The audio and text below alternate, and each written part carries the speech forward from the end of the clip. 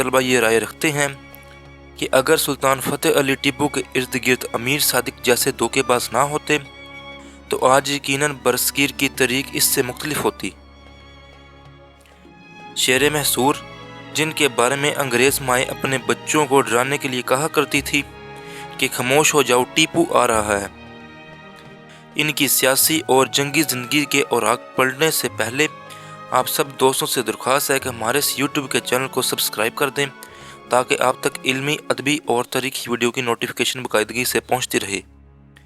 جو کا رستہ روکنے کی قوت اور صلاحیت رکھتی تھیں، جن میں ایک نواب سراج الدولہ جو کہ بنگال کے حاکم تھے، جبکہ دوسری شخصیت شیر علی محصور سلطان فتح ٹیپو تھے۔ لیکن یہ دونوں سربلند شخصیات غداروں کے مقاصد کا شکار ہوں گی اور بالآخر ہندوستان انگریزوں کی آغوش میں چلا گیا۔ 10 نومبر 1750 ہماری تاریخ کا وہ یادگار دن ہے جب محصور کے سلطان حیدر علی کے گھر ایک بچے کی جائے پیدائش ہوئی۔ یہ وہ زمانہ تھا جب ہندوستان میں مغلیہ سلطنت کمزور سے کمزور تر ہوتی رہی، جبکہ غیر ملکی طاقتوں کی ایسٹ انڈیا کمپنی اور فرانسیسی تجارت کار قائم ہو چکے تھے۔ اور دلچسپ پہلو یہ ہے کہ دونوں باہم حریف قوتیں تھیں۔ سلطان حیدر علی انگریزوں کے مقابلے میں فرانسیسیوں کے اتحادی تھے، جبکہ انگریز اپنی مکاری کی بدولت نہ صرف مرہٹوں کی طاقت کو اپنے حق میں استعمال کر رہا تھا بلکہ حیدرآباد کا مسلمان حکمران نظام ملک بھی حیدر علی کے مقابلے میں انگریزوں کا اتحادی تھا۔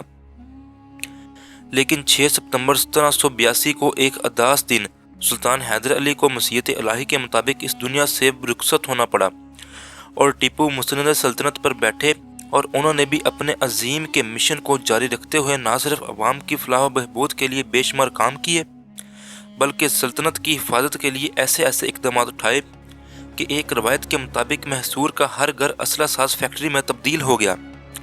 ناظرین گرامی، سلطان فتح علی ٹیپو کی ساری زندگی اپنے وطن کو انگریزوں سے پاک کرنے کی جدوجہد میں گزری۔ اسی دوران انگریزوں، مرہٹوں اور نظام آف حیدرآباد کو بارہا ٹیپو کے مقابلے میں ہزیمت بھی اٹھانا پڑی۔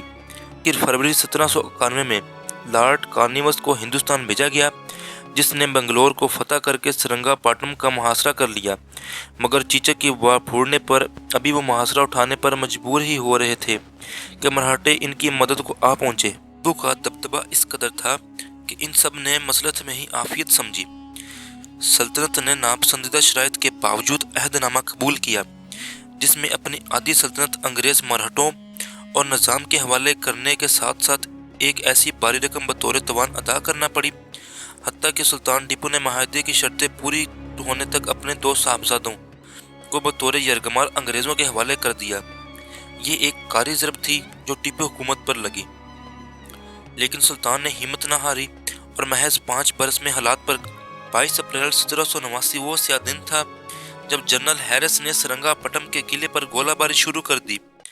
انگریزوں نے غداروں کی اطلاع کے مطابق قلعے کی اس دیوار پر حملہ کیا جو کہ کمزور تھی اور جس کی تعمیر نو جاری تھی، لیکن عین وقت پر پونے نے محافظوں کو یہ کہہ کر روک دیا کہ وہ آپ اپنی تنخواہیں وصول کر لیں۔ دوپہر کا وقت تھا جب یہ دیوار گری اور انگریز فوج آسانی سے قلعے میں داخل ہوگی۔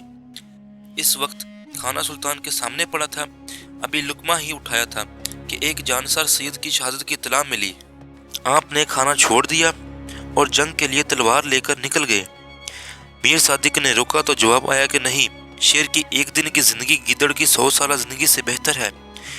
اس موقع پر مجاہد نے میر صادق کی حقیقت کو جانتے ہوئے آگے بڑھ کر اس کی گردن تن سے جدا کر دی، اور دوران جنگ زخموں سے چور چور ٹیپو سلطان زمین پر گرے تو انگریز سپاہی نے زمین پر گرے سلطان کی پیش قیمتی بیٹی اتارنے کی کوشش کی، لیکن ابھی رمق باقی تھی۔ سلطان نے ایک ہی وار میں اس کا کام تمام کر لیا اور شہید ہو گئے۔ جب تلاش کے بعد آپ کی میت ملی تو انگریز کمانڈر نے خوشی سے نعرہ لگاتے ہوئے کہا کہ آج سے ہندوستان ہمارا ہوا۔ دوستو، ٹیپو